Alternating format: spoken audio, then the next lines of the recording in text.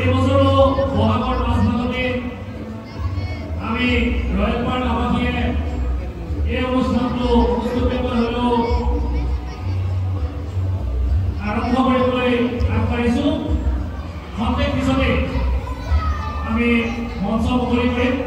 ইতিমধ্যে আমাৰ আমন্ত্ৰিত অতিথিসকল আহি উপস্থিত হৈছেহি। মই বিশিষ্ট সমাজসেৱক শ্ৰীযুত প্ৰবীণ কুমাৰ বৰুৱাদেৱক আসন গ্ৰহণ কৰিছে। তেখেতে আমি আমাৰ সমিতিৰ তৰফৰ পৰা তেখেতক মঞ্চ উদ্বোধন কৰিবলৈ অনুৰোধ কৰিছোঁ।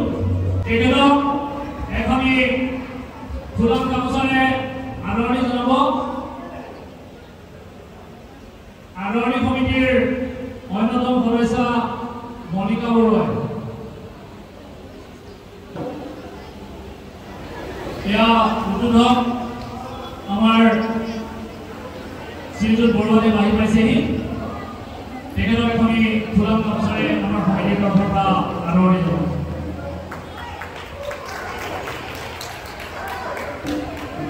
মই তেখেতক দুআষাৰ ক'বলৈ অনুৰোধ কৰিছোঁ।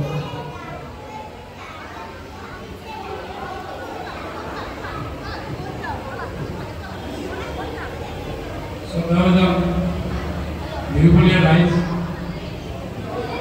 চাওঁতে চাওঁতে বহাগ মাহটো প্ৰায় শেষেই হ'ল।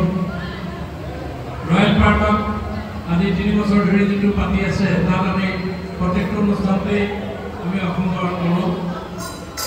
10 মাইলৰ ইতিহাস কিন্তু অকল এইটোৱেই নহয়। 10 মাইলত বহুত দিন আগৰ পৰাই পতা হৈছিল বিহু। এই অঞ্চলটোত, সীমামূৰীয়া অঞ্চলটোত প্ৰথম বিহু আমি 10 মাইলত পাতিছিলোঁ। মানে এই জেগাত নহয় যদিও অকণ আগত, তাৰপিছতে মন্থটোত পাতিছিলোঁ। গতিকে এইবিলাক ইতিহাস আছে। ইতিহাসৰ মাজতে আমি হস্তিনাপুৰত যেনেকৈ উদযাপন সমিতিয়ে হস্তিনাপুৰ ৰঙাল বিহু উদযাপন সমিতিয়ে আগতীয়াকৈ পাতে, চ'ত মাহতে পতা হয় 10-11 তাৰিখে। পিছত আমি বহাগী বিদায় হিচাপে 10 মাইলত পাতি আহিছিলোঁ। সেইটো আজি কেইবছৰৰ পৰা ৰয়েল পাৰ্কে আৰম্ভ কৰাৰ আগৰ পৰাই বন্ধ হৈ আছিলে। এতিয়া সেইটো আকৌ গতানুগতিকভাৱে আৰম্ভ হৈছে বুলি হোৱাত দেখি মই আনন্দিত পাইছোঁ। এই অঞ্চলটোত আচলতে সীমামূৰীয়া অঞ্চলত বিহু সংস্কৃতিটো বজাই ৰাখিবৰ কাৰণে অনেক লোকে অনেক ধৰণে বহু প্ৰকাশ কৰি আহিছে। আমি নিজে যেতিয়া CRP কেম্পৰ ভিতৰত 84তে মই আহিছিলোঁ, তাৰপিছত আমি 90 চনমানত আমি তাত প্ৰথম বিহু পাতিছিলোঁ। তেতিয়া তাত থকা যিবিলাক অসমীয়া মানুহ আছে, তাৰ ভিতৰতে বহুকেইজন হয়তো এতিয়া নাই, এই সময়ৰ পৰা বিদায় মাগিছে। কিন্তু তাৰ সাক্ষী হিচাপে এতিয়াও আছে আমাৰ মাজতে। তেওঁলোকে এতিয়াও বিহু ভাগ পাতি আগবাঢ়ি নিবৰ কাৰণে চেষ্টা চলাই আছে।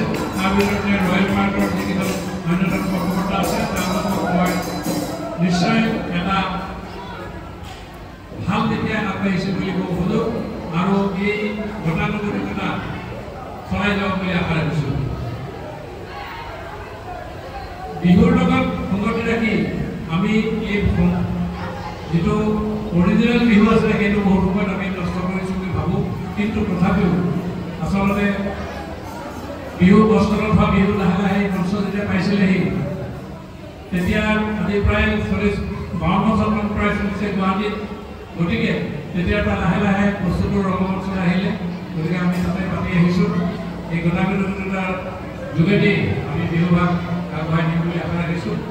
আৰু মই বিশেষ দীঘলীয়া নকৰি আজিৰ অনুষ্ঠানত বহুতবিলাক শিল্পীক দেখিছোঁ। তেওঁলোকে নতুন নিজৰ নিজৰ বাৰ্তা দেখুৱাব।